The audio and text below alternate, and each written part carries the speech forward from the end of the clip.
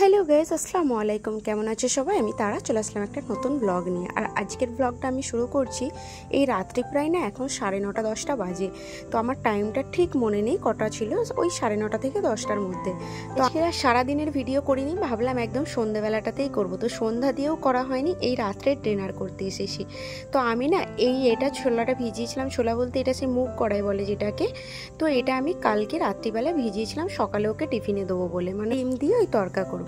তো ও যেহেতু সকালে টিফিন নিয়ে যাবে না বললো, সেই জন্য আমি ভাবলাম তাহলে থাক, এটা রেখে দিই, রাত্রিতে খেয়ে নেবো, রাত্রিতে করব। আর দুপুরে আজকে আমি রান্নাটাও করেছিলাম না। তো এখানে আমি দেখো তরকা করার জন্য আগে কিন্তু হলুদ দিয়ে আর পানি দিয়ে শুধু তরকা কড়াইটা সেদ্ধ করতে দিয়ে দিয়েছি। আর এখানে কিন্তু আদা রসুন পেঁয়াজ সব কিছু, টমেটো ধনেপাতা কাঁচা লঙ্কা আমি কিন্তু সব এগুলো কেটে নিচ্ছি। এগুলো সবই লাগবে কিন্তু। আর আজকে কিন্তু আমি তোমাদের সাথে তরকাটা কিভাবে করি সেটাও শেয়ার করছি। তো আগে চলো এগুলো কেটে নিই। সাথে কিন্তু আমি রুটি করব বলে ওইদিকে রুটিটাও কিন্তু ওই যেটাকে সেদ্ধ করা বলে ওটাকে আমি করে নিয়েছিলাম। তো ঠান্ডা হয়ে গেছে। আর এখানে আমার সবজিটাও কিন্তু কাটা হয়ে গেছে। তুমি নিচে বসেছো কেন আমার? তুমি নিচে পড়াই করো, ওই জন্য নিচে বসেছো? দেখি কি লিখছো, হোমওয়ার্ক করছো? ঠিক আছে করো। আমি রুটি করি, তুমি রুটি খাবে তো? পানি পিও, খাসি হচ্ছে কেন তো? হ্যাঁ পানি নিয়ে আসছি। ওই একটু হোমওয়ার্ক ছিল, কিন্তু নিজে নিজে আমি জানি না ওইদিকে বসে বসে নিচেতে বসে করছে। যাক, এখানে কিন্তু ডালটাও সেদ্ধ হয়ে গেছে।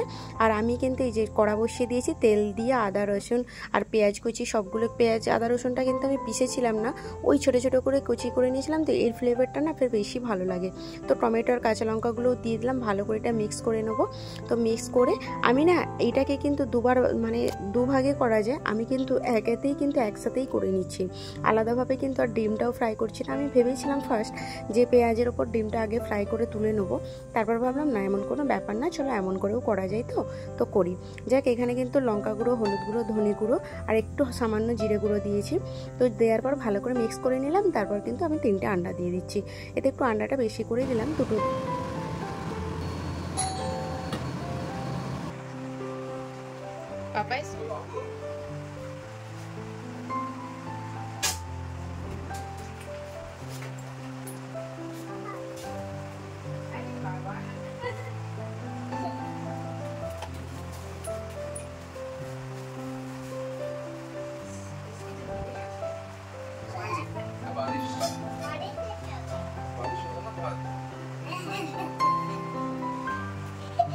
কি আবার তুমি আজকে বাজার করে নিয়ে এলে? যাচ্ছিলাম, টাইম পাইনি, তোমাকে বাজার নিয়ে যাবো বলে। বাবু ফরকাচ্ছে, বাবু এক্সাইটেড হয়ে গেছে আর বাবা বাজার নিয়ে এসছে দেখে। তো ও আমাকে সারপ্রাইজ করে দিয়েছে অফিস থেকে আসার জন্য। ও না কোনোদিনও বাজার টাজার তো করেই না ধরতে গেলে। তো যাই কদিন ধরে না আমি মানে তেমন কিছু বাজার করছিই না, রান্না তেমন মানে যাই হোক একটু হয়ে যাচ্ছে। ওর অফিসের না এই মাসের লাস্টের দিকে এতটা চাপ থাকে, যার কারণে বাজার টাজার কিছু হয় না। আজকে নাকি স্টেশন থেকে আসার সময় জি বাজার অনেক করে নিয়ে এসেছে, দেখতেও পেয়েছে। তো ও ভাবছে 2-3 দিন ধরে তো আমি ওকে বলেই যাচ্ছিলাম, সেই জন্য ও পেয়েছে, ভাবলো হয়তো আমাকে নিয়ে এসে সারপ্রাইজ দেওয়া। সত্যিই সারপ্রাইজ হয়ে গেছি। তো আগে আমি দেখি কি কি সবজিটা নিয়ে এসেছে। ও মা গো, ফুলকপিটা দেখো পুরো কিরা লেগে গেছে। ফুলকপিটা খুব একটা ভালো নেই, তবুও যা এনেছে আমি কিন্তু অনেকটা খুশ হয়েছি। কারণ সবজিটা যদি বাড়িতে না থাকে আমি রান্নাটাই বা কি করব, এটাই তো বড় টেনশন আমার। ওই যে সকালের টিফিন একটা দিতে হবে, দুপুরে রান্না, রাত্রি রান্না, যার কারণে খুব টেনশানে 2 দিন ছিলাম। যাক, এটা যে আমার এনেছি আমি না খুব বড় একটা সারপ্রাইজ মনে করি। মাছ নিয়ে এসেছে, ও আল্লাহ গো, আমি যে সত্যি বলছি মাছগুলো দেখে এত খুশ হয়ে গিয়েছি। আর এই মাছটাকে না ও মনে হয় ইলিশ মাছ ভেবেই নিয়ে এসেছে। আর গন্ধটাও আমি দেখছিলাম, গন্ধটাও না ইলিশ মাছের মতোই গন্ধ করছে। তবে হ্যাঁ, এটা কিন্তু অরিজিনাল ইলিশটা না। আর এই মাছগুলো দেখো 8টা পিস ইলিশ মাছের মতোই কিন্তু দিয়েছে 100 টাকায়। ভাবতে পারছো কত কম দামে। এটা ইলিশ হবে নাকি অরিজিনাল জানি না, তবে অরিজিনালের থেকে না এই মাছগুলোতে বেশি টেস্ট থাকে। অরিজিনাল সাথে কিন্তু ওর একটা ফেভারিট মাছ নিয়ে নিয়েছে, যেটা হচ্ছে ওই লোটে মাছ। এখানে মানে এখানের ভাষায় না ওটাকে বমিল মাছ বলে। যাক, ওই মাছটা খুব খেতে ভালোবাসে, আর আমিও খেতে ভালোবাসি, শুধু ও একা না, আমার বাবুকেও দিই এটা দিয়ে ভাত। আর এদিকে দেখো ডাল তরকাটা ভালোভাবে আমার হয়ে গেছে। ওই মশলা কষে কিন্তু ডালটা ঢেলে দিয়েছিলাম, তারপর একটু ভালো করে কষে নিয়ে ডিমটা দিয়ে দিলাম, আর ডিমটা দিয়ে তারপর ওপর দিয়ে একটু কস্তুরি মেথি দিয়ে দিয়েছি। আর এখানে ডালের ওপরে না তরকা না দিলে কি আর হয়, যতই তরকা খাচ্ছি মানে তরকার তো আমাকে ফ্রাই মারতেই হবে। তো ফ্রাই করার জন্য কিন্তু আবার সে আদা রসুন কুচি আর শুকনো লঙ্কা জিরা, আর ওতে কিন্তু কাশ্মীরি লঙ্কার গুঁড়োটা দেবো। কাশ্মীরি লঙ্কার গুঁড়োটা দিলে না ওতে একটু কালার হয়। আর এইদিকে কিন্তু আমি রুটিগুলোও করে নিয়েছিলাম। দেখো, এটা মশলাটা ভালোভাবে কষে নিয়েছি। কষিয়ে নিয়ে আমি কিন্তু ঘিয়ের ওপরে তরকাটা দিয়েছি। ঘিয়ের ওপরে তরকাটা দিলে তবেই কিন্তু ফ্লেভারটা বেটার লাগে। আর দেখো, রাত্রিবেলা বলে না আমি কারি পাতা তুলেছিলাম না, কারি পাতা হলে আরও বেশি ভালো হতো। তো যাক, এদিকে আমার কিন্তু রুটিগুলো একদম ভালোভাবে হয়ে গেছে। আর এই রুটিগুলো সত্যি বলছি তরকার সাথে খেতে না ভীষণ ভালো লাগবে। দেখো, তরকাটা আমার কমপ্লিট। আমি কিন্তু খাবারটাকে রেডি করে নিচ্ছি। খাওয়া দাওয়া করে না তারপর কিন্তু আমি মাছগুলো ধোবো, কারণ মাছগুলো অনেকটা টাইম লাগবে।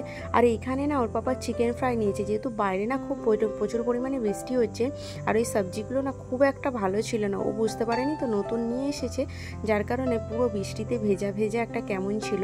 তো যাই হোক, করে নিয়ে এসছে, এটাই আমি খুশি। আর চিকেন ফ্রাইটা নিয়েছে, বাইরে বৃষ্টি হচ্ছে বলে তো ও সেই জন্য নিয়ে আসলো, যে বৃষ্টির সময় একটু চিকেন ফ্রাই খেয়ে আসলে বেশ একটু খাওয়া ভালোই হবে। আর ও যদি আমাকে বলে নিয়ে আসতো তাহলে আমার ভালো হতো, তাহলে আর ডাল তরকাটা করতাম না, শুধু একটু ডাল ভুনা করলে না চিকেন ফ্রাইয়ের সাথে খেতে বেশ ভালো লাগে। যাক, এখানে কিন্তু আমাদের খাওয়া দাওয়া হয়ে গেছে। আর সময়টা না ওই 11:30 বেজে গিয়েছে। তো ও আসতে ওই 10:30 বাজলো, খাওয়া দাওয়া করতে বাসন ধুতে করতে না 11:30 বেজে গিয়েছে।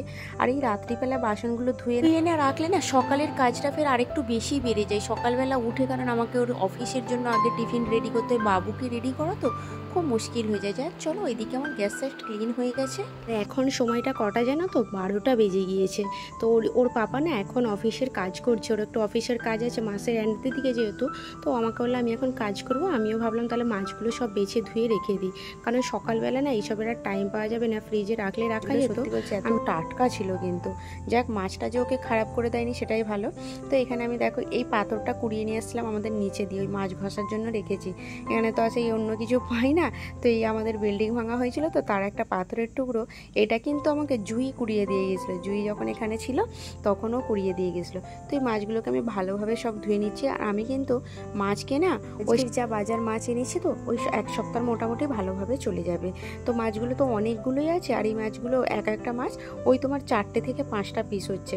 আর আমি না মাছটাকে আগে একটু নুন জলে 5 মিনিটের মতো ভিজিয়ে রেখে দেবো, এতে কিন্তু মাছের যে আঁশটে গন্ধটা থাকে ওটা চলে যাবে। এই যে আমি ফ্রিজে এখন সব রেখে দেবো না, আর পরে যখন আমি বার করব তখন কিন্তু সে একটা মাছের আলাদা গন্ধ আসছে, সেই গন্ধটা থাকবে না।